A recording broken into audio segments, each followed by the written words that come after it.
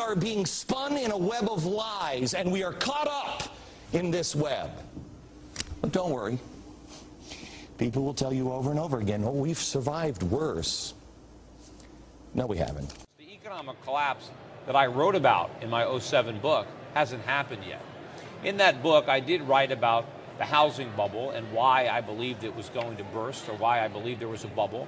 You were right on the leading edge of that.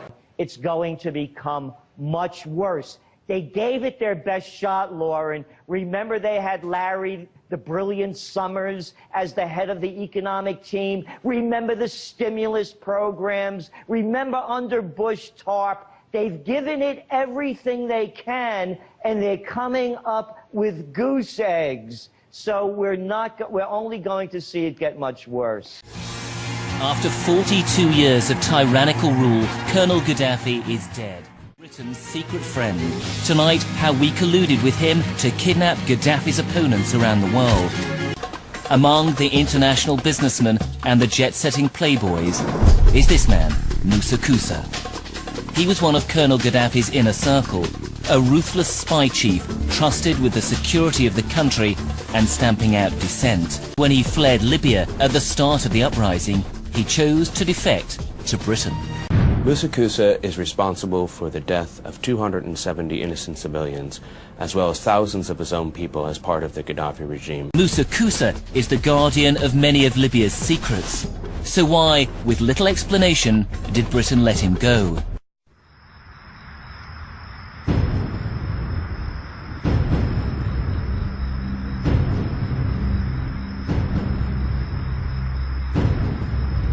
Last week, the head of the country's central bank floated the idea of dumping the greenback as the world's reserve currency, replacing it with an international currency. Thousands of people gathered to hear Barack Obama deliver key foreign policy speech on his current European tour.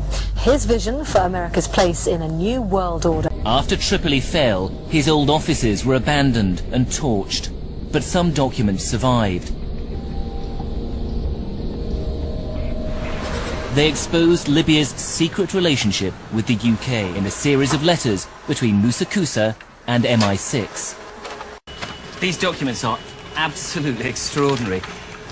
They show the real detail of the secret relationship between Britain and America and Gaddafi's police state. And what really is amazing is the tone of them, the friendliness. They're cosy and smug at some stages. And tonight, we can show that Britain's friend Moussa Koussa was attached to the bloodiest massacre of Gaddafi's regime.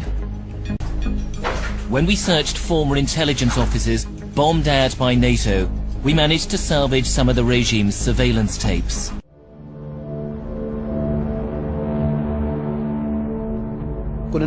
We heard screams and beatings, and from 11 to 1:30 we heard continuous shooting. We didn't know what happened exactly and how many were killed. We didn't guess that they killed just about everyone. More than 1,200 inmates were slaughtered that day. It took nearly 3 hours. Abdul Atti only survived because he was hidden by a sympathetic guard.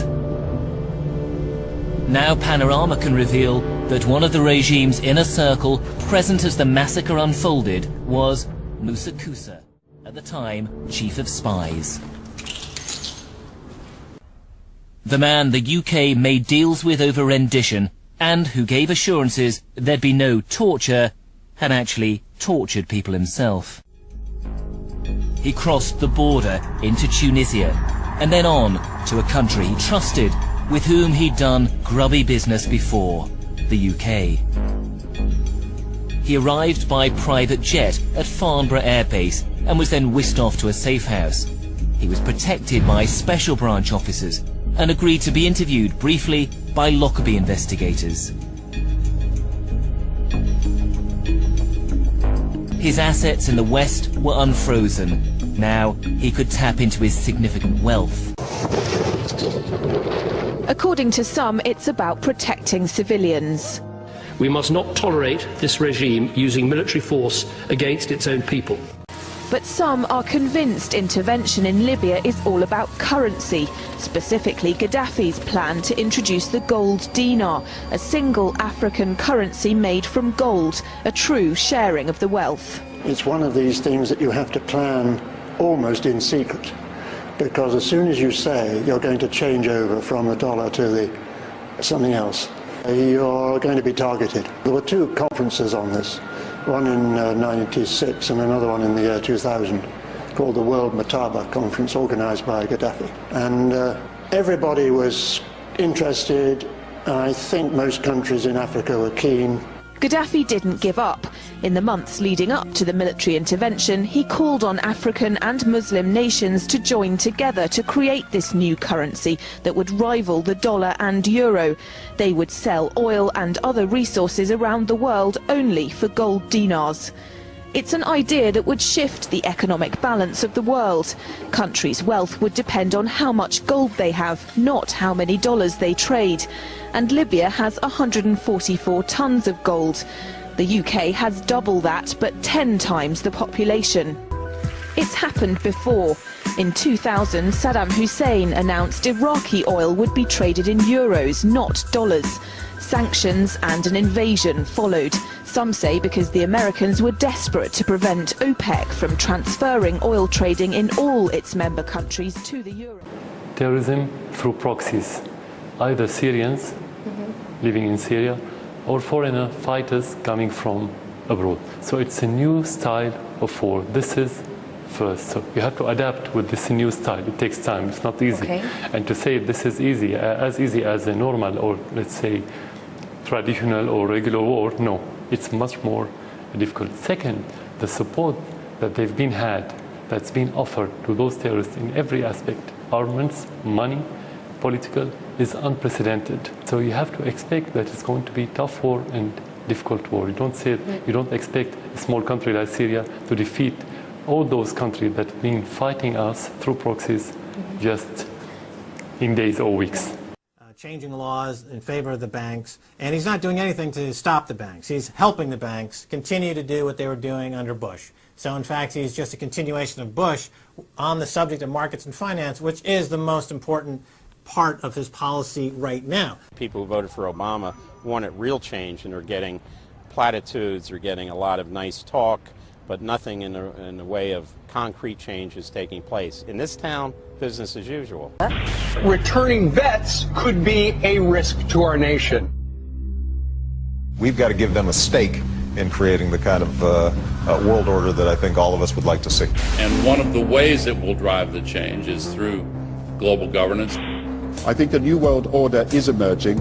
This is a hoax and a scam which is designed to transfer wealth and power from the private sector to the government sector, and from the government of the United States to a world government. And those people who have been yelling, oh, the UN's going to take over global conspiracy government. Theorists. They've been crazy, but now they're right. And who got the money? Hundreds and hundreds of banks. Any bank or that has access to the U.S. Federal Reserve's discount. Tell us who they are. No. You know, financial terrorism. They have the ability to tweak the knob. I am proposing that the Federal Reserve be granted new authority. The ultimate goal of the carbon tax and the cap and trade is to destroy production. This energy tax is the largest tax increase in American history. We're actually creating a global warming police. So number one, they can come in, the federal government can come in and inspect your house and send you the bill. We're setting up a global warming Gestapo. And one of the things that if you talk to our generals, they are desperate for is a civilian counterpart to our military forces. President Obama today proposed something new, something called prolonged detention. Pre-crime is where people are arrested and incarcerated to prevent crimes that they have not yet committed.